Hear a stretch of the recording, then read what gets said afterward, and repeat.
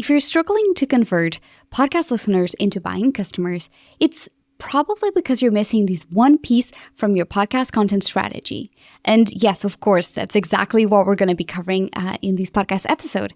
So, case studies. Case studies are the missing piece from your content strategy. Let me give you some data to back this up. So HubSpot revealed that 54% of all podcast listeners are more likely to buy from a brand that they heard on a podcast. And if you are a brand and if you have products and services, what are you doing if you're not mentioning them on your podcast? That's, before we even get into the podcast, one of the main reasons why most podcast hosts don't make any sales is because they just are afraid for some reason to mention products and services that they sell. Do you feel like that's you? 93% of customers make a buying decision based on reviews, customer testimonials, success stories, and yes, of course, case studies. And while, of course, you can combine customer testimonials with success stories and case studies and make your own hybrid version, just know that at some point, if you have to let customers know, especially if you have a high ticket item that is just feels quote unquote a little risky for your listeners to buy, case studies are one of the best ways to help them navigate what it would look like to work with you. And yes, I just did my own case study with my coaching client, Hetal Bauman, on episode 57, the previous episode to this. So if you haven't, make sure that you go and listen to that episode because I'm going to make a lot of references to that episode in this episode. And of course, if you have never felt like you heard the right one, or it feels salesy or yucky, I double down on the offer to listen to that episode. But one last thing that I've got to tell you that it's probably going to convince you to make the decision of doing that case study is that research from SEMrush shows that case studies and success stories are top performing content types in the critical stages of the buyer journey, which are consideration and conversion. So, if all of this sounds like, okay, you convinced me, let's get into the episode. Let me tell you, if you're new here, hi, I'm Anna Xavier. I'm the founder of the podcast space. In this podcast, I teach you ways to create podcast content that makes your dreams come true and elevates your podcast journey. Let's dive right into this episode of the podcast space. Let's go. In my journey, and this is like totally no BS, I used to hate listening to case studies and kind of sit down and we'll do like a live call and figure out your problem. It always stems from these case studies just not being done properly. And so it just feels like it's a boring thing to listen to, and I just can't relate to it. So this podcast episode is going to go through the 3 things that every single podcast episode that is talking about a case study or a testimonial should include to be successful, to help you convert those listeners into paying customers, but also to make sure that helps the people who are not ready to buy from you yet to make those decisions for later. So there's people that buy on emotion, there's people that are very rational, and if we don't include some of these elements that I'm going to be talking, these 3 elements, you may be losing those, and we don't want that, right? Also, I personally, many years ago, I remember thinking about a case study and I was like, where do I start, right? So this episode is going to provide you with a roadmap to do just that. And so let's move into the 3 ones that I think are key elements in creating a successful case study. Okay, starting with number 1. It has to be measurable and quantifiable and to the point. I cannot tell you how important this is. So in my episode with Hetal, we did a lot of preparation. So my program, Pod Party Success Roadmap, which is the coaching program that Hetal was part of, I already have some of this built in. So basically on my program, the students and the coaching clients get access to this spreadsheet, and it allows them to track when they first started working with me, the progress, and then at the end, we can look at those numbers. So when it was time to ask Hetal to be a part of the interview, she already had that data. She had to go and dig for it, but there was that place where she could go and find that data. So You need to be having that before and that after to paint a picture of what it is like to work with you, right? Data, again, numbers speak for themselves. Numbers help buyers make decisions, and it needs to be quantifiable. So just like I said that your podcast needs to have quantifiable goals, you need to set up a specific metric in place to say, okay, you need to hit this amount of downloads by this time. It's by giving you context. So again, numbers need context.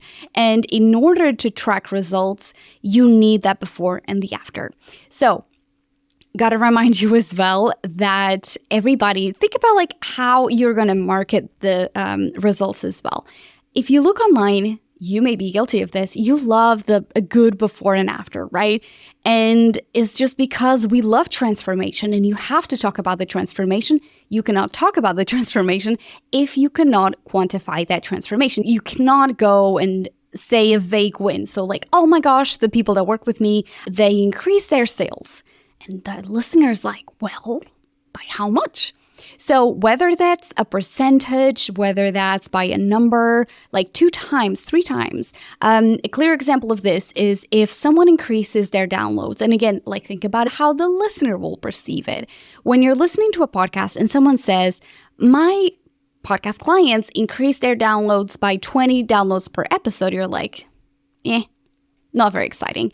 But if you say, my podcast clients increase the downloads by 25% every single month, or on average per episode, you're like 25%, like that, right? So whenever you're telling numbers, always be careful. You have to be able to tell numbers in a way that feels exciting. And so you cannot go and like suddenly pull like a sheet and you're like, all right, so in 2024, we had a 25% increase in numbers. And then we had leads. Leads went up 35%. This is not that type of content, right? We don't want to bore our listeners. We don't want to scare them either, because if we're revealing too many details, people are listening and they're like, you lost me. Right?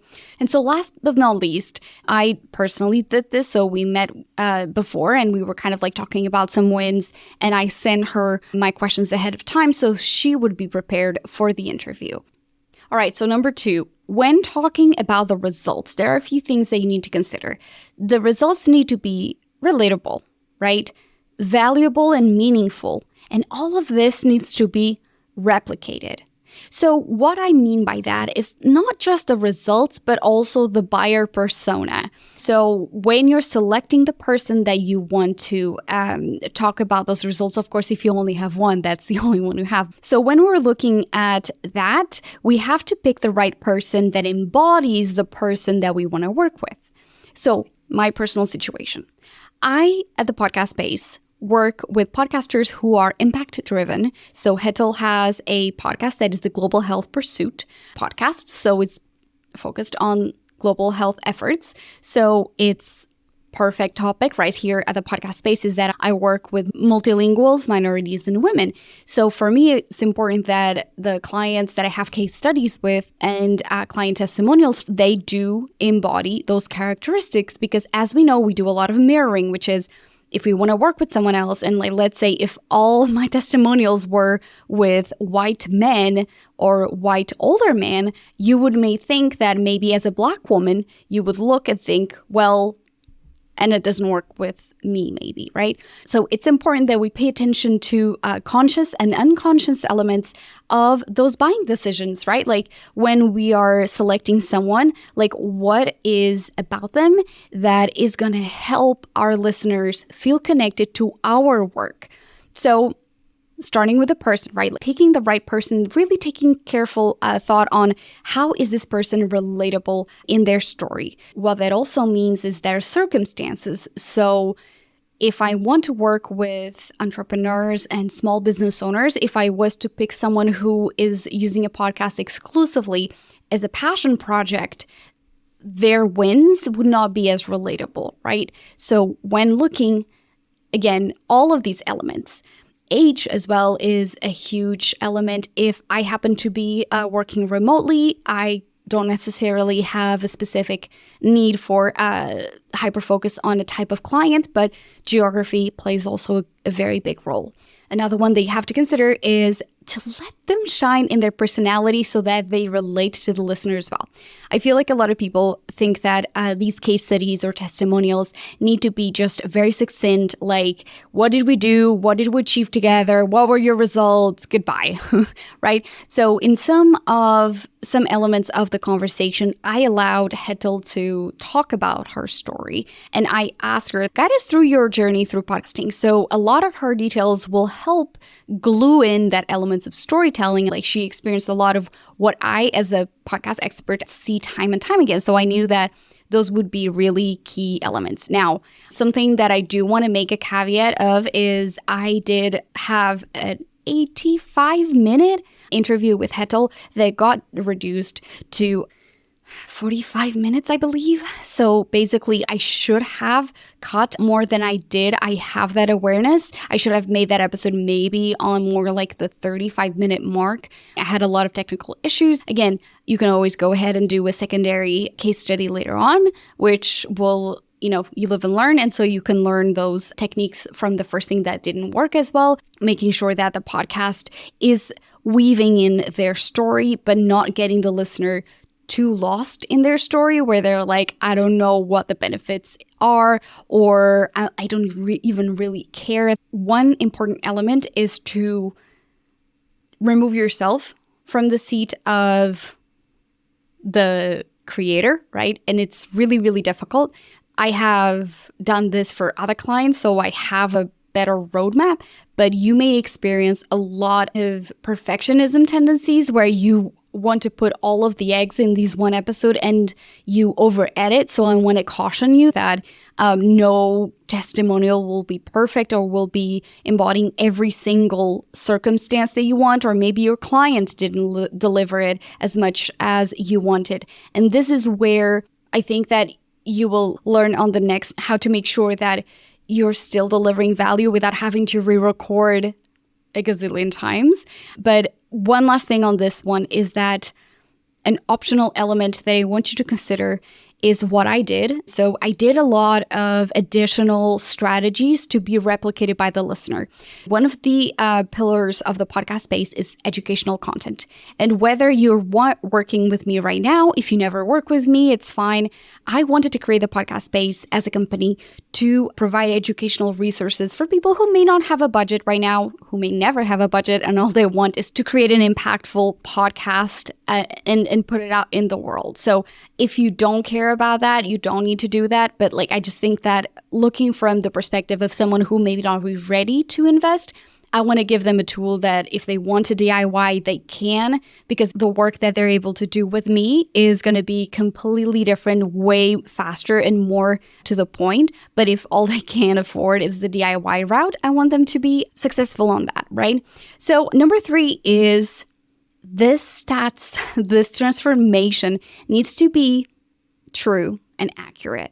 And far too often, I see people so eager to convert listeners into customers that they inflate the results. And this is a very dangerous step because we've all been there where we follow someone and they suddenly start talking about all these results they're getting and they're almost too good to be true. So I want to caution you, if you don't have results that sound groundbreaking, please don't inflate them.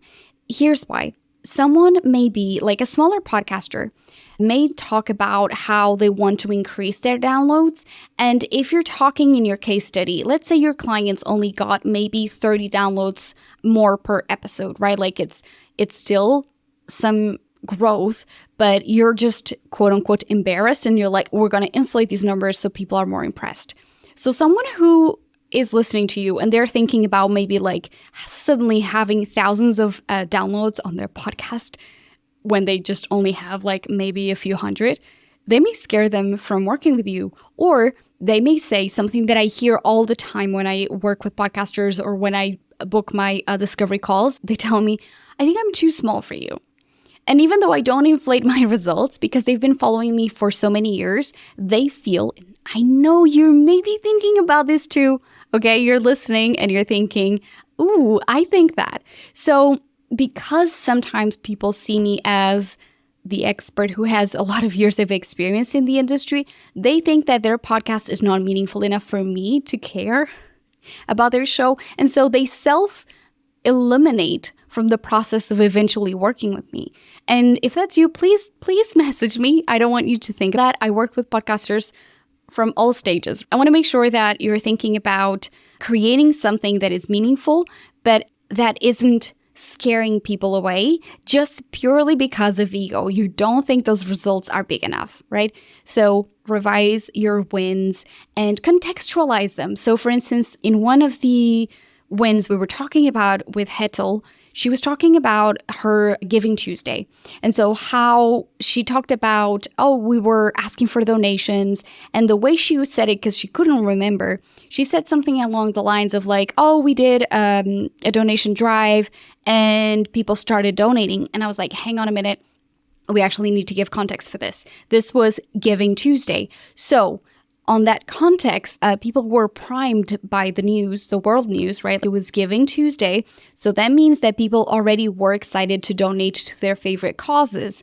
And actually what I love about that moment is because Hetel's limiting beliefs at the time were, why should people donate to me? Why will listeners donate to me if they can donate to the nonprofits and the charities that I feature directly instead? And so what was really cool is that she talked about how she received a $500 total, right? Yeah, we just hit like $500 in donations from about 30 listeners. We eliminated that belief that people are not going to pay her, right, to feature these organizations. And then number two, she talked about, and this kind of ties in a little bit with the relatable, valuable, or meaningful, and incorporating some storytelling on that, is that she received her first check that was addressed to the Global Health Pursuit podcast. So that was a huge moment for her. I could have edited that out of the podcast, but I thought it was such an important moment. Like that is the very quantifiable element that people listen on. Like, oh, wow, like I would love to get a check addressed to my podcast. One is very OG, right? Instead of getting a digital donation, the listener did send her a check. But like, how cool is that? That is one moment that you cherish forever, and that is magical. And I know that will be really cool for social media, right? So when you're listening to the episode and editing it back, keep those moments. Those are important, right? So again, it's accurate. We could have said, yeah, like by comparison, people who make thousands of dollars on their podcast, that's almost like nothing. That's almost peanuts. But the reality is there's also so many podcasters who are not making money at all with their show. And so that's like a beacon of hope. Like, holy cow, I can make money from 20, I think it was either 27 or 29 donors. That's amazing, right? So we didn't say, she made $5,000 because 5,000 sounds better than 500. So we kept the story straight, ethical. And then I just want to reiterate that if your client or student doesn't provide all the information, you can go in post-production and in the beginning of the episode, edit a little contextual information that goes in. And you say, hey, by the way, we just noticed after editing the podcast that there's a little bit of information here that needs explaining, right? So you have to almost like pull yourself out of the situation and look through the lens of, without context, without knowing these people, and again, because you're coaching the client or you have all the results beforehand, you have to always look through do they have all of the information they need to make an informed decision? And also one last tip that I want to tell you. So at the time of the recording, this is literally the following week after recording the podcast episode with Hetel. And so have I landed any new clients with Hetel's podcast? Not yet. But this is the type of episode that will be impactful in the long run. Like this is the type of episode that if someone is ready to work with you or someone is looking for someone like you, by listening to the episodes, by listening to the stories, by listening to the results, if it's done in a way that is relatable and it's covering everything we talked about, you definitely will close a sale. but it's just not going to happen immediately. Maybe this is the episode where I break down exactly all the work that went behind it. They're like, she really knows what she's talking about. So sometimes it's not the episode itself, is how you break down things that does happen. So sometimes consider doing something like this, like a follow-up episode. I want to give you one bonus tip.